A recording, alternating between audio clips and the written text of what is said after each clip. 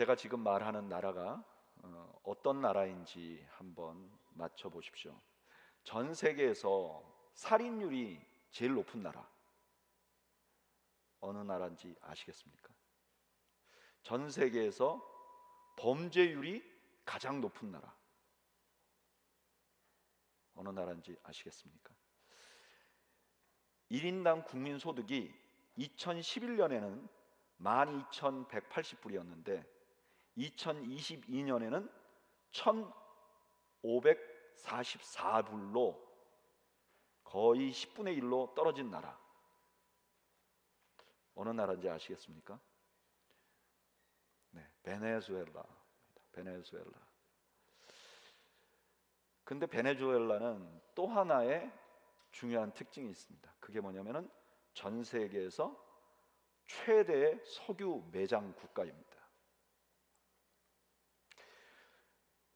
왜 베네수엘라는 이렇게 되었을까? 2011년에는 국민소득이 12,000불이었는데 왜 지금은 1,500불로 떨어지게 되었을까? 왜 지금 전 세계에서 가장 가난할 뿐 아니라 범죄율이 높고 갱단들이 나라를 지배하는 이런 나라가 되었을까? 의견이 분분합니다. 여러 사람들이 각자의 처한 처지에 따라서 여러 가지 원인을 제안하고 그것 때문에 나라가 이렇게 어렵게 되었다고 말합니다. 그런데 누구나 인정하는, 모두가 공통적으로 인정하는 중요한 원인 하나가 있습니다. 그게 뭐냐면은 석유가 많이 있다는 것입니다. 석유가 많이 난다는 것은 많은 가난한 나라를 부유하게 만들었습니다. 사막에 아무것도 없던 대상의 후예였던 나라들, 그런 나라들을 지구상의 가장 부유한 나라로 만들어 주었던 것이 석유입니다. 그런데 그 석유가 불행하게도 베네수엘라에서는 그 나라를 완전히 망쳐버리는 원인이 되기도 했습니다. 그런데 이런 일은 베네수엘라만 일어나는 것이 아니라 우리 인생에도 종종 나타납니다. 많이 가지는 것은 좋은 것입니다. 성경에서도 종종 우리가 열심히 일을 해서 물질을 많이 소유하는 것, 이것이 하나님께서 너희들에게 주시는 축복의 사인이다 라고 말하는 경우도 많이 있습니다. 그런데 이상하게도 하나님께서 주시는 축복이라고 분명히 말하는 이 물질이 오히려 우리를 불행하게 만들 때가 많이 있습니다. 오래전에 제가 노회 목사님들하고 홍콩을 방문했는데 그때 안내하던 분이 이런 얘기를 하더라고요. 그 홍콩에 제일 부자 중에 한 분이 계신데 이분은 부인이 요일별로 있답니다. 부인이 요일별로, 월요일 부인, 화요일 부인. 그 얘기를 듣는 순간 모든 목사님들이 그 참 불행한 인생이로구나 이렇게 말을 했어요. 돈이 많은데 그것이 그분을 불행하게 만든 거죠. 가난했으면 요일별로 부인을 만들지 못했을 텐데. 제 주변에 부모님이 돈을 많이 물려줬는데 자녀들이 매우 화목하게 지내는 경우를 많이 보지 못했습니다. 왜? 물질은 분명히 좋은 것인데 종종 우리의 인생을 망치거나 불행하게 만들까? 이런 의문이 우리 마음에 생깁니다. 오늘 전도자는 솔로몬은 그런 의문을 가졌던 것 같아요. 그리고 솔로몬은 생각하는 거죠. 물질이 분명히 좋은데 우리 인생을 망치는 원인이 된다면 그게 왜 그럴까? 아니, 더 근본적으로는 그러면 그 물질로부터 내 인생이 망가지지 않게 하려면 어떻게 해야 될까? 이런 것들을 연구한 거죠. 그리고 그 비법을 오늘 성경에서 우리에게 알려주고 있습니다. 크게 세 가지로 솔로몬은 제안을 하는데요. 첫째는 뭐냐면은 저를 따라하시죠. 소비를 잘 해야 합니다. 16절 17절, 오늘 본문 16절 17절에 이렇게 말합니다. 왕은 어리고 대신들은 아침부터 잔치하는 나라여 내게 화가 있도다. 왕은 귀족들의 아들이요 대신들은 취하지 아니하고 기력을 보하려고 정한 때 먹는 나라여 내가 복이 있도다. 이게 본문에 두 개의 나라가 나오는데 한 나라는 왕이 어리다는 게 문제가 아니라 계속 잔치한다는 게 문제가 있어요. 이 나라는 결국 화를 당할 거라는 거예요. 망하는 나라가 될 거라는 거예요. 17절에 나오는 나라는 왕이 대신들의 아들이라는 게 중요한 게 아니라 대신들이 자기 먹을 만큼만 먹는 나라예요. 이 나라를 복된 나라라고 합니다. 지금 이 전도자가 강조하고 있는 것은 무엇이냐? 우리가 종종 물질이 많지만 많은 물질이 우리를 망가뜨리는 원인 중에 하나가 뭐냐면은 방탕이라는 거. 방탕. 내가 막 물질을 막 쓰면 그 물질이 나를 망가뜨린다는 거. 왜 그러냐? 왜냐하면은 이 방탕이라는 것은 게으름을 양산하기 때문에 그래요. 전도서 10장 18절 그 다음 절에 뭐라 그러죠? 게으른즉 석가래가 내려앉고 손을 놓은즉 집이 새느니라. 이 18절 말씀은 16절과 연관이 있어요.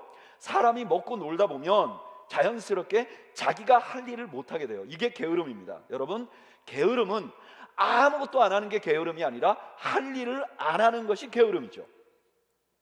그런데 이 게으름이 문제인 이유는 게으르다 보면 집이 새는 걸 모른다는 거예요. 방탕이 게으름을 만들고 게으름은 무너짐을 만든다는 거예요. 그래서 방탕하면 안 된다는 거예요. 그 대표적인 사람이 누구냐? 성경에 나오는 탕자죠. 탕자. 누가복음 15장 13절에 이렇게 말합니다. 그 후에 며칠이 안 돼요. 둘째 아들이 재물을 다 모아가지고 먼 나라에 가 거기서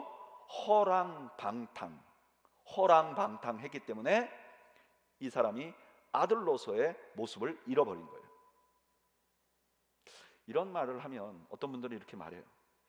목사님, 저는 망가져도 좋으니까 돈 한번 원 없이 써봤으면 좋겠어요. 그러지 마십시오. 지금 솔로몬이 자기가 다 해봤다 그러잖아요. 해보니까 나쁘다 그러잖아요. 마약이 다 나쁘다 그러는데 굳이 해봐야 알 거는 아니에요. 저는 여러분들이 실험하지 않는 분들이 되시기를 축복합니다. 그래도 하고 싶은 분들이 많은 것 같아요. 아멘 안 하는 거 보니까. 또 방탕은요, 때때로 우리를 물질 만능주의로 만들어 나갑니다. 전도서 10장 19절에 이렇게 말해요. 잔치는 희락을 위하여 베푸는 것이요 포도주는 생명을 기쁘게 하는 것이나 돈은 범사에 이용되느니라. 잔치를 열심히 즐기다 보면 돈이 모든 걸 할 수 있다는 착각에 빠진다는 거예요. 그러면 물질 만능주의가 되는 거예요. 물질 만능주의가 되면 왜 문제인가? 물질을 만능으로 생각하는 사람은 하나님을 섬길 수가 없어요. 마태복음 6장 24절 한 사람이 두 주인을 섬기지 못할 것이니 혹 이를 미워하고 저를 사랑하거나 혹 이를 중히 여기고 저를 경히 여김이라. 물질에 붙들린 사람은 믿음에 들어가기가 어려워요. 예수님 앞에 온 부자 청년이 있었잖아요. 그 사람이 물질 때문에 그 예수님의 제자가 되는, 사도가 되는 엄청난 특권을 놓쳐버렸잖아요. 돈 때문에 하나님을 떠나게 됐잖아요. 이것은 사막에서 신기루를 보고 오아시스를 떠나버리는 것 같은 문제를 일으켜요.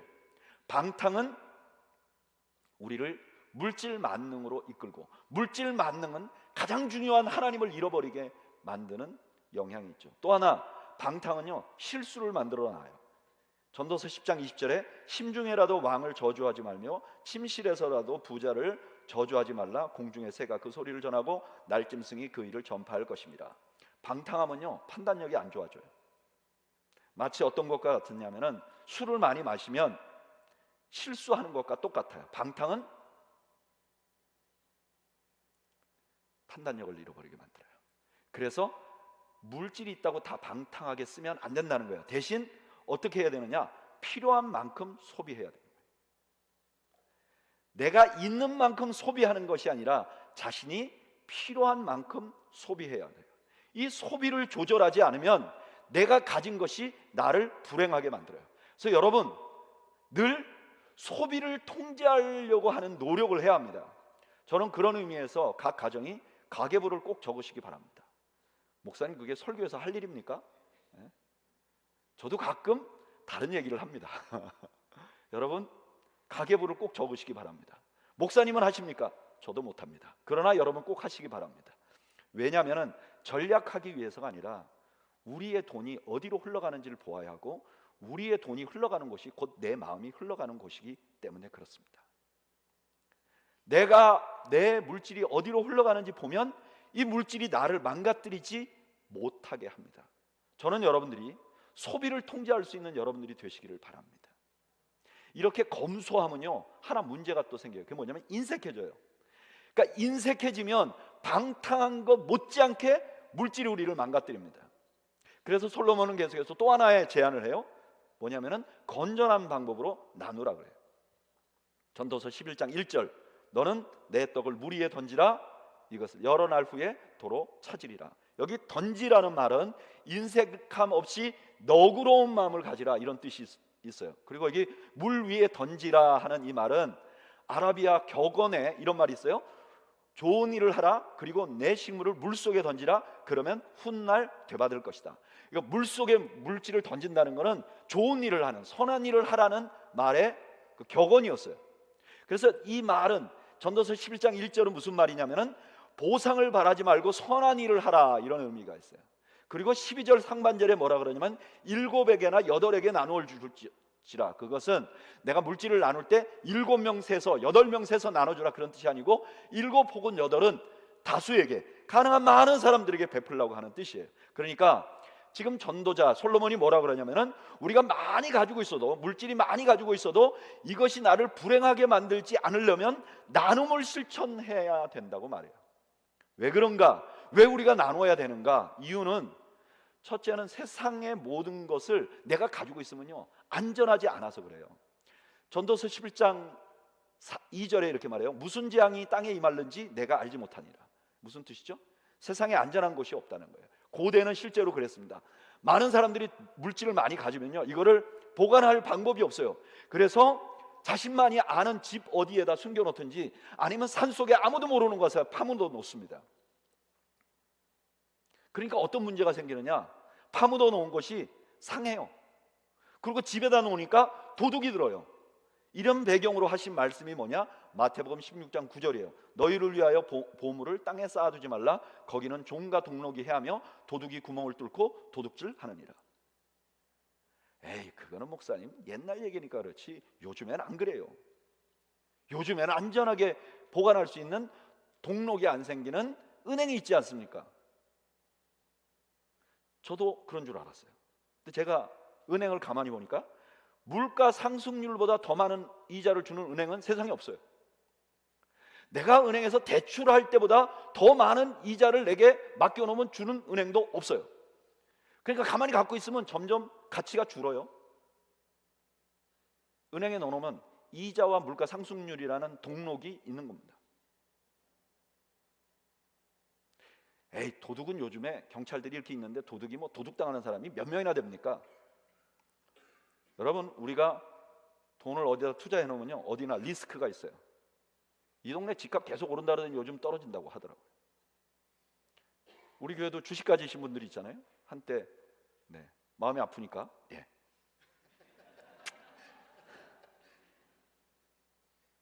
리스크가 있어요. 이 리스크는 내 재산을 노리는 잡을 수 없는 도둑이에요. 이 세상에 안전하게 재산을 보관할 수 있는 곳이 없어요. 또 하나 나눠야 하는 이유는 돈이라는 거는요 쓸 때, 내가 사용할 때 가치가 생겨요. 제가 예전에 한국에 있을 때 조폐공사에 일하는 분을 한번 본 적이 있어요. 만난 적이 있어요. 근데 돈이 어마어마하게 많이 있잖아요, 조폐공사에. 제가 물어봤어요. 그거 보면 마음이 어떠냐고. 그러니까 그분이 이러더라고. 그거 우리한테 종이에요. 못 쓰니까 그 종이에요. 되게 무겁대요. 그거 움직이는 게 너무 힘들대요. 짐이에요. 왜 그렇죠? 쓸 수 없으니까. 그건 돈이지만 돈이 아니에요. 가치가 없는 거예요. 이건 조폐공사 다니는 사람들에게만 해당되는 게 아니에요. 우리도 너무 잘 알아요. 돈은 쓰임 받을 때 가치가 있다. 여러분, 캐시플로우라는 말이 있잖아요. 현금 흐름. 이게 무슨 뜻이죠? 내가 재산이 많아도 그걸 즉시 현금화할 수 없으면 그 가치는 내가 즉시 현금화할 수 있는 가치보다 떨어진다. 이런 뜻이 있잖아요. 왜 그런 거죠? 돈은 원래부터 본질이 사용될 때 가치가 있기 때문에 그래요. 그래서 돈을 가치 있게 만들려면 잘 써야 돼요. 그러니까 돈을 벌기에 애쓰는 것만큼 잘 쓰기 위해서 애써야 이게 가치가 있어지는 거예요.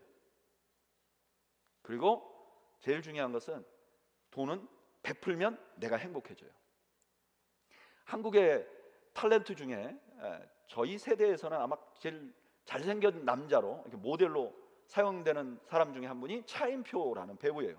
이분이 연기는 무지하게 못했는데 잘생겨서 굉장히 유명해지신 분이죠. 혹시 이게 악플이 달릴지도 모르겠습니다. 이분이 그 유명해지고 나서 힐링 캠프라는 텔레비전 방송에 나와서 한국의 컴패션이라는 기관을 소개했어요. 그래가지고 이 컴패션의 아이들을 1대1로 결연해 주는 기관인데 엄청나게 많은 후원자가 생겼어요. 그리고 이분이 컴패션을 알리는데 너무너무 많은 기여를 했고요, 자기도 많은 어린이들을 결연해서 자기 수입으로 돕고 있고요. 그 다음에 지금도 컴패션에서 어떤 행사를 한다고 그러면 그 출연료를 받지 않고 무료로 봉사를 해요. 그러니까 컴패션이라는 기관에서는 가난한 나라의 아이들을 돕는 기관인데, 이 차인표라는 배우에게 늘 고마운 마음을 가지고 있었어요. 그래서 한 번은 만나서 이렇게 얘기를 했어요. 차인표 씨 너무 고맙다고, 늘 우리는 당신에게 고마운 마음을 갖고 있다고. 그랬더니 이분이 이런 얘기를 하더라고요. 고마운 마음을 갖는 거는 괜찮은데 나는 사실 내가 컴패션을 후원하면서 훨씬 더 많은 유익을 누리고 있습니다. 첫째는 내가 컴패션 같은 좋은 기관을 이렇게 계속 홍보하기 때문에 내 이미지가 좋아져서 내 나이에 나 정도 커리어가 있는 많은 배우들은 굉장히 연기도 잘하고 잘생겼는데 지금 텔레비전 드라마에 나오질 못한대요. 근데 자기는 이미지가 좋기 때문에 지금도 광고도 찍고 출연도 한다는 거예요. 두 번째, 이게 이미지가 너무 과대 포장됐기 때문에 자기가 자칫 잘못하면 자기뿐만 아니라 이 기관에도 누가 되고 하나님께도 영광을 가리기 때문에 몸을 극도로 조심해서 이때까지 큰 사고 안 치고 살았다는 거예요. 그래서 댁에서만 술을 마신대. 그리고 사실은 자신이 받은 감동과 행복은 그런 대가로 계산할 수 없는 것이다. 이러고 나니까요, 이 말을 듣고 나니까 성경 말씀 하나가 좀 다르게 보이더라고요. 마태복음 6장 20절, 오직 너희를 위하여 보물을 하늘에 쌓아두라. 저는 이때까지 이렇게 생각했어요. 이 땅에서 선한 일을 막 하면요, 그게 차곡차곡 돼가지고 나쁜 일 한 돈은 안 쌓이고 좋은 일 한 돈은 천국에 쌓여. 그래서 천국에 가면 내가 괜찮아 이렇게 되는 말인 줄 알았어요. 근데 이게 그 말이 아니에요. 이 말은 무슨 뜻이냐면은 내가 이 물질을 선하게 사용하면 하늘 차원의 축복을 이 땅에서 누린다는 말이에요. 별로 감동이 없는데 저에게는 굉장히 감동 있는 깨달음이었습니다. 여러분, 내가 가진 것이 나를 불행하게 만들지 않으려면 잘 나눠야 돼요. 그래야 물질이 나를 망가뜨리지 않아요. 또 하나는 내가 가진 물질이 나를 불행하게 만들지 않기 위해서 내가 해야 할 일을 계속해야 돼요. 전도서 11장 6절에 이렇게 말해요. 너는 아침에 씨를 뿌리고 저녁에도 손을 놓지 마라. 이것이 잘 됐는지 저것이 잘 됐는지 혹 둘이 다 잘 됐는지 알지 못함이니라. 물질로 인해서 내가 망가지지 않으려면 계속 일을 해라는 거예요. 내가 무엇을 누릴까, 내가 가진 것으로 이걸 어떻게 누릴까를 고민하지 말고 계속 오늘 내가 해야 할 일에 집중하고 계속 일을 하는 동안 물질은 나를 망가뜨릴 수 없다는 거예요. 왜 물질이 많아도 계속 일을 해야 되느냐? 그 이유도 설명해요. 3절 4절, 구름에 비가 가득하면 땅에 쏟아지며 나무가 나무로 북으로 쓰러지면 그 쓰러진 곳에 그냥 있으리라. 풍세를 살펴보는 자는 파종하지 못할 것이며 구름만 바라보는 자는 거두지 못하리라. 이건 무슨 뜻이냐면 언제 나에게 재앙이 올지 몰라요. 제가 IMF 때 통계를 하나 봤어요. IMF 때 한국에서 자살하신 분들이 굉장히 많았습니다. 굉장히 큰 일이었고 자살한 사람들이 굉장히 많았어요. 그런데 아이러니하게도 이 미국에서 금융위기가 왔을 때 다는 아니었지만 몇몇 사람들은 너무 직격탄을 받아서 경제적으로 큰 피해를 본 사람들이 굉장히 많대요. 근데 의외로 자살률이 낮답니다. 왜 그런가? 미국에서 경제적인 타격을 받으신 분들은 그 다음 날부터 그로서리 가서 일을 해서 버는데, 한국 분들은 이게 망하고 빚이 막 쪼들려 버리면 그냥 그 압박감을 못 이긴다는 거예요. 여러분, 우리에게 재앙이 언제 올지 몰라요. 그래서 우리가 계속 일할 수 있어야 됩니다. 그리고 또 하나, 언제 열매가 생길지 몰라요. 전도서 11장 6절에 너는 아침에 씨를 뿌리고 저녁에도 손을 놓지 마라. 이것이 잘 될는지 저것이 잘 될는지 혹 둘이 다 잘 될는지 알지 못함이라. 우리가 열심히 일해야 돼요. 왜냐하면 어느 게 잘 될는지 모르기 때문에. 그러면 내가 열심히 일하는 동안은 내가 물질 때문에 안 망가진다는 거예요. 저는 이 설교 준비하면서 그럴듯한 것 같아요. 왜냐하면 제가 아는 범위 안에서 재벌보다는 재벌 2세 3세가 사고를 더 많이 치는 것 같아요. 재벌들은 사고 칠 시간이 없는지 아니면 아무도 몰래 사고를 치는지 몰라요. 그러나 분명한 것은 내가 현직에 계속 일하는 사람은 사고를 안 치는데 나는 가진 것만 있어서 이걸 어떻게 누릴까만 고민하는 사람들은 물질로 망가지는 경우가 종종 소식이 들린다는 거예요. 그러니까 내가 누리는 권리보다 내가 해야 할 일에 집중하면 절대로 물질이 나를 망가뜨리지 못한다는 거예요. 여기까지 오면 모든 대답을 들은 것 같아요. 우리가 물질이 나를 망가뜨리는 경우가 세상에 있어요. 근데 그걸로부터 내가 벗어나려면 어떻게 되느냐? 절약해서 살고 가진 걸 나누고 그 다음에 누리기보다는 내가 해야 할 일을 계속하면 물질이 나를 망가뜨리지 않을 수 있다. 교과서에 나오는 말 같아요. 근데 여기 하나가 문제가 있어요. 그럼 어떻게 하면 내가 전략해서 살 수 있지? 물질의 욕심을 부리지 않을 수 있지? 어떻게 하면 나누고 싶은 마음이 생길 수 있지? 어떻게 하면 내가 물질이 많은데 이걸 누리는 데 관심보다는 내가 오늘 해야 할 일에 더 집중할 수 있지? 어떻게? 어떻게라는 말을 대답을 하지 않고 솔로몬이 맞춰버려요. 저희는 지난 10몇 주 동안 계속해서 솔로몬의 전도서를 살펴봤는데 이런 경우 이때까지 보면 솔로몬이 어떤 열쇠 같은 걸 하나 이 본문에 숨겨놓았어요. 항상. 그래서 저도 솔로몬이 어떻게라는 것도 어디엔가 열쇠를 숨겨놓지 않았을까 해서 본문을 여러 번 봤어요. 근데 조금 이상한 말씀이 하나 있어요. 11장 5절 바람의 길이 어떠함과 아이벤자의 태에서 뼈가 어떻게 자라는지를 내가 알지 못함 같이 만사를 성취하시는 하나님의 일을 내가 알지 못하느니라. 그래, 이렇게 하면 물질로부터 망가지지 않을 수 있어. 물질 때문에 망가지지 않을 수 있어. 어떻게 하는데? 어떻게 하면 그런 마음이 드는데? 대답을 안 해놓고 그 다음에 이렇게 말하는 거예요. 만사를 성취하시는 하나님의 일을 네가 알지 못하기 때문이야. 약간 느낌이 그걸 알면 뭔가 열쇠가 생길 것 같잖아요. 근데 저는 이 본문을 처음에 어떻게 읽었느냐, 만사를 성취하시는 하나님을 모른다고 하는 줄 알았어요. 근데 가만히 읽어보니까 어떻게 말하느냐면 만사를 성취하시는 하나님의 일을 모르는 거예요. 하나님을 모르는 게 아니라 만사를 성취하게 하는 하나님의 일. 근데 여기 만사를 성취한다는 말은 원래 히브리어로 창조한다, 만든다 이런 뜻이 있어요. 창조한다, 만사를 창조하게 하시는 하나님의 일. 이 일은 단수예요. 그러니까 어떤 하나님이 하실 한 가지 일이 있는데 이 한 가지 일이 온 세상을 창조하게 만든 하나님의 일이 있는데 이걸 너희가 몰라서 그래.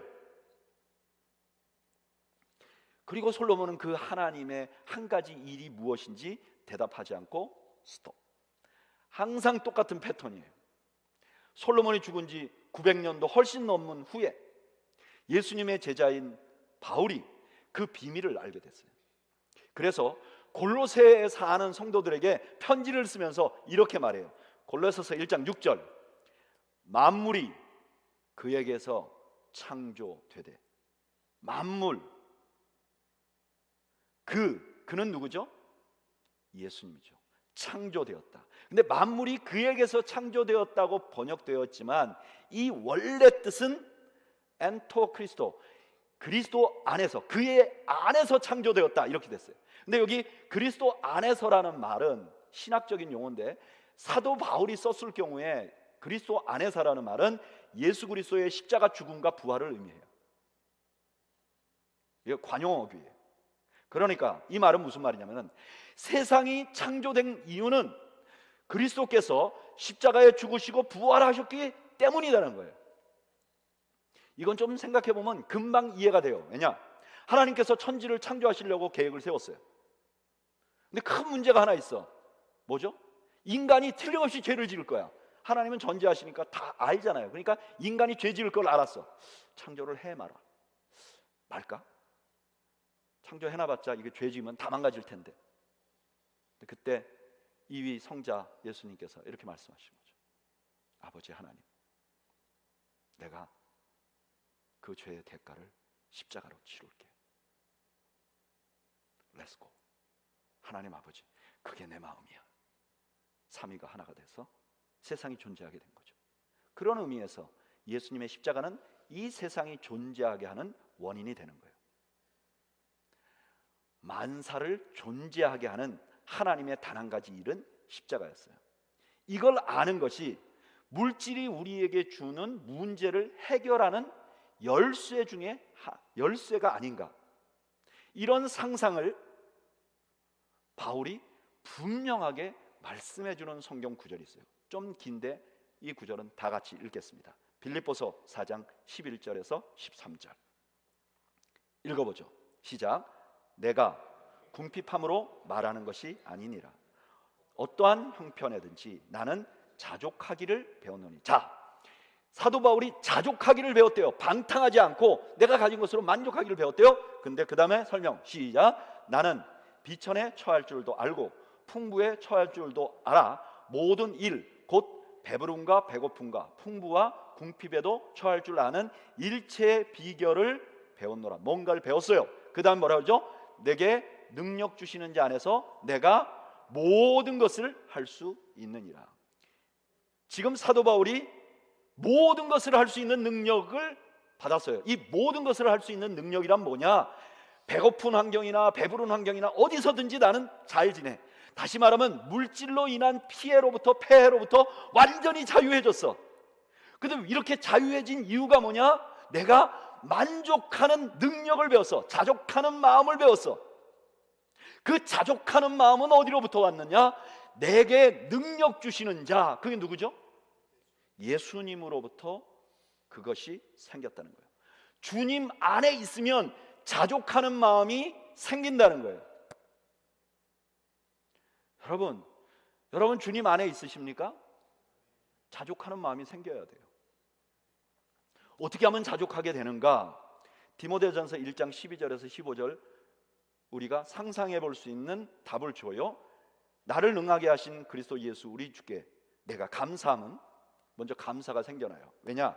나를 충성되이 여겨 내게 직분을 맡기심이니 내가 전에는 비방자였고 박해자였고 폭행자였으나 도리어 긍휼을 입은 것은 내가 믿지 아니할 때 알지 못하고 행하였습니다.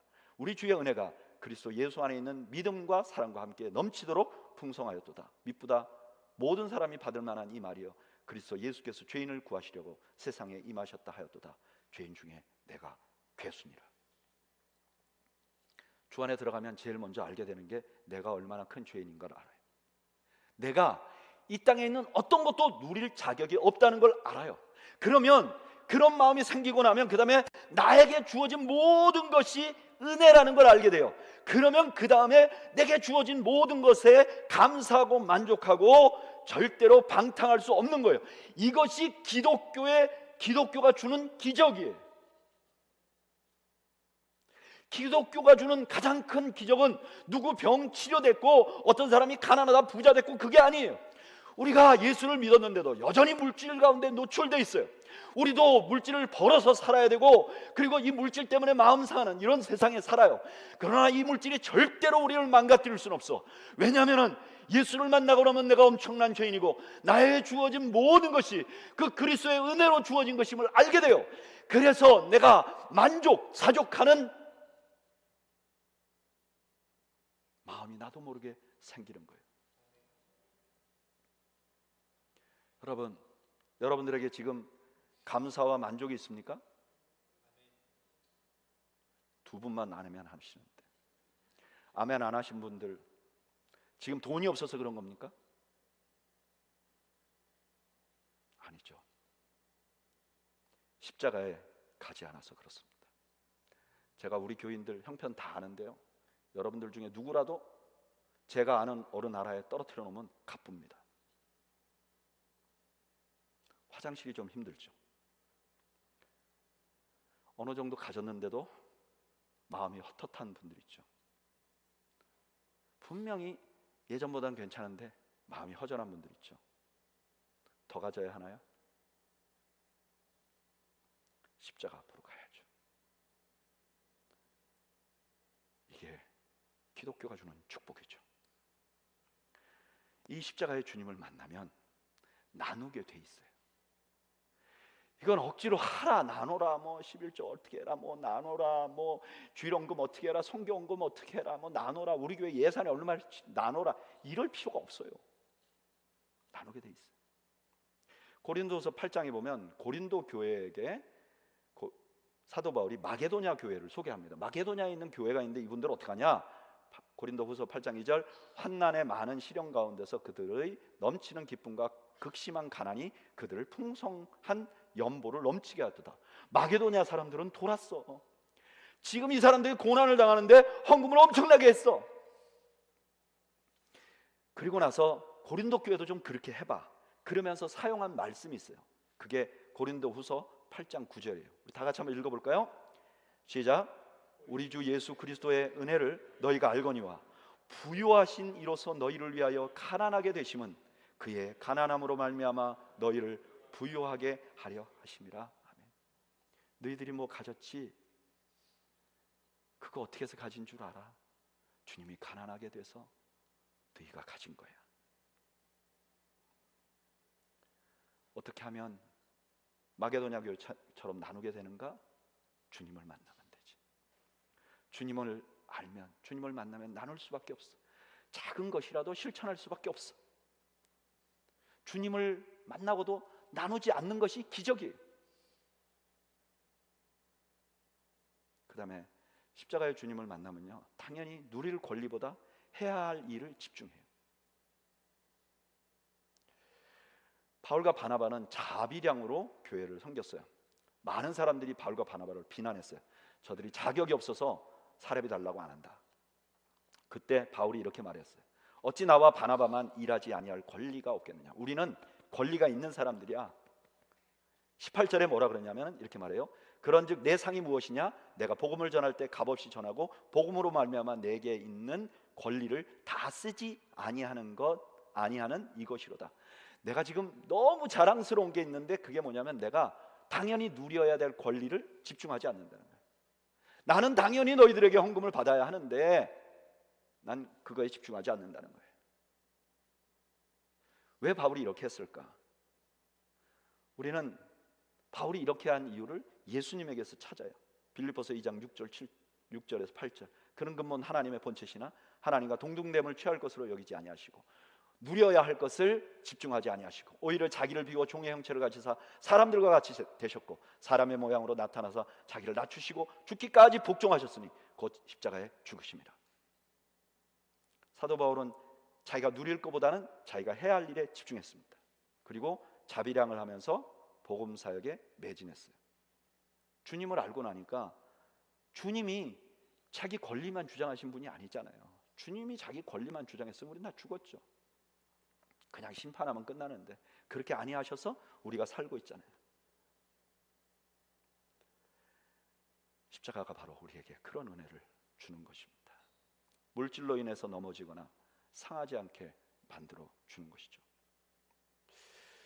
저는 우리 교회 부임하기 전 10년 동안 한국에서 목회도 하고 사역도 했어요. 그러면서 물질 만능주의가 교회를 어떻게 만들 수 있는지 굉장히 자세하고 뼈저리게 보았습니다. 왜 그럴까? 더 이상 십자가가 중요하지 않고 십자가의 메시지가 살아있지 않기 때문에 그들의 마음속에 예수 그리스도가 어떻게 사셨는지 관심이 없기 때문이죠. 여러분, 십자가로 돌아섭시다. 어떤 사람들은 돈이 많아서 그 돈 때문에 마음 상하거나 인생이 망가진 사람이 있잖아요. 저는 개인적으로 그런 사람은 조금 낫다고 생각해요. 돈도 하나도 없는데 몇 푼 안 되는 걸로 넘어져가지고 믿음도 잊어버리고 이러면 진짜 자존심 상하잖아요. 여러분, 물질은 적건 많건 우리를 넘어뜨리려고 합니다. 그게 현실이고 넘어지는 세상에 살고 있어요. 이것으로부터 자유해지려면 십자가의 은혜가 필요합니다. 십자가의 은혜가 오면 나머지는 그렇게 살 수 있게 돼 있어요. 은혜가 아니면 우리가 이 물질에서 이겨나갈 수 없는 거죠.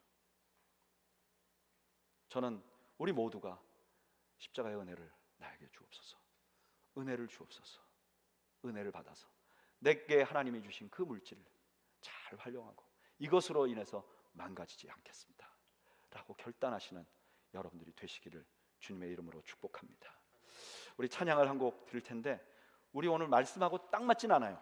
그러나 저는 이 가사가 너무 좋더라고요. 은혜 아니면 살아갈 수가 없네.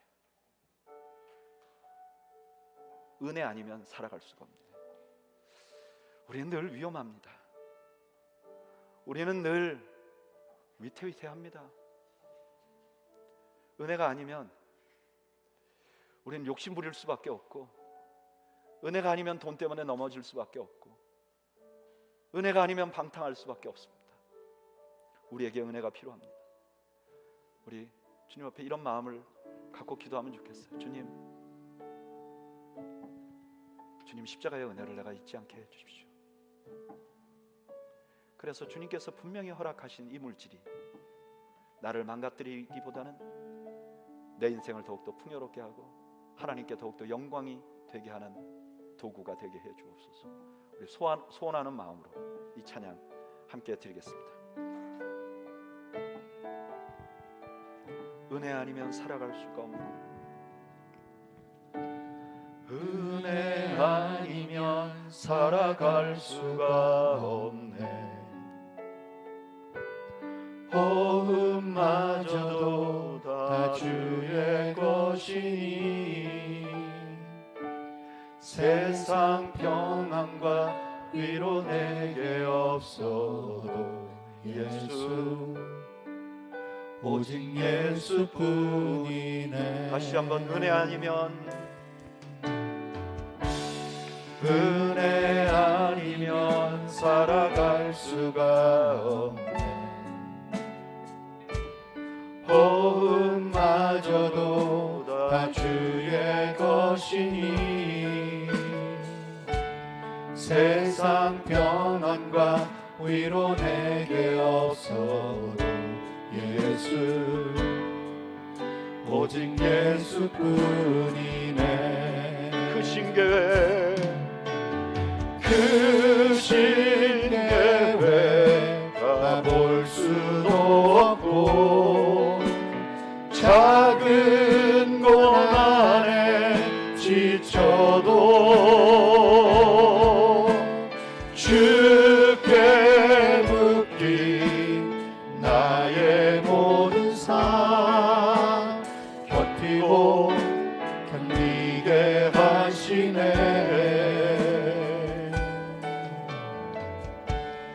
은혜 아니면 살아갈 수가 없네.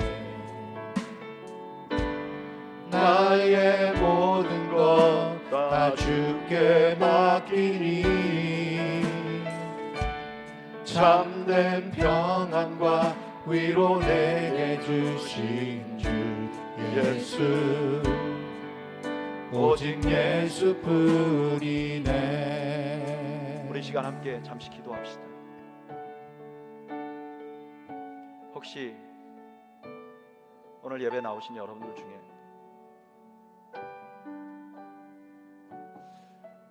요즘 물질이나 또 내가 일하는 직장 때문에, 물질을 버는 것 때문에 스트레스가 있는 분들이 있으십니까? 또 아무리 준비해도 불안할 것 같은 나의 미래 때문에 마음이 아프신 분들 계십니까? 내가 해야 할 것들은 많고 나는 그래도 적어도 열심히 살아와서 이 정도는 누려야 하는데, 내 딴에는 많이 번다고 하는데도 날마다 뭔가 부족해서 그것 때문에 남한테 말은 못하지만 창피하게도 내 마음속에 좌절감을 경험하는 분들이 있으십니까? 우리를 위하여 십자가를 지신 예수 그리스도 앞에 나갑시다. 그리고 그분이 주신, 그 예수님이 주신 그 은혜를 다시 한번 생각해 봅시다. 그리고 그 은혜에 붙들려 살 수 있도록 간구합시다. 그래서 내가 물질이 내 인생을 망가뜨리거나 불행하게 만들지 않도록 그런 인생을 살아갈 수 있기를 원한다고 고백합시다. 우리 잠시 우리 주님께 고백합시다. 기도하겠습니다.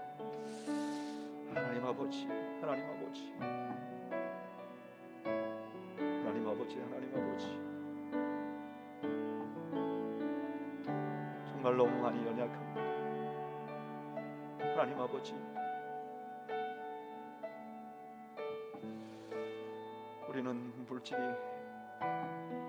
꼭 필요한 세상을 살고 있고 이것 때문에 마음이 상하기도 하고 낙심되기도 하고 답답하기도 합니다. 주님, 우리의 연약함을 불쌍히 여겨주시고 주님이 만드신 그 십자가의 은혜로 다시 한번 세상을 바라보고 물질을 바라볼 수 있도록 주여 자비를 베풀어 주옵소서. 주님의 은혜가 필요합니다. 주님의 십자가의 은혜가 필요합니다. 주님, 예수님을 만났을 때 주었던 그 은혜로 나의 현재 삶을 바라볼 수 있는 지혜를 주옵소서. 주님 은혜를 베풀어 주옵소서. 주님 은혜를 베풀어 주옵소서. 주님 은혜를 베풀어 주옵소서. 주님 은혜를 베풀어 주옵소서.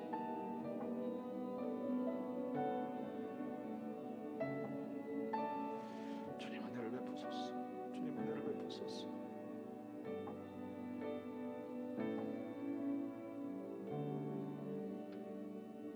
이제는 우리 주님 예수 그리스도의 은혜와 하나님 아버지의 그 크신 사랑과 성령님의 함께하시고 교통하시는 역사가 오늘 주 앞에서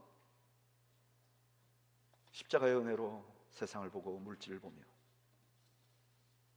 이로부터 자유하며 은혜를 누리는 삶을 살기를 소원하는 주의 백성들 머리머리 위와 이들의 가정과 생업 위에 지금으로부터 영원 무궁토록 함께 있을지어다.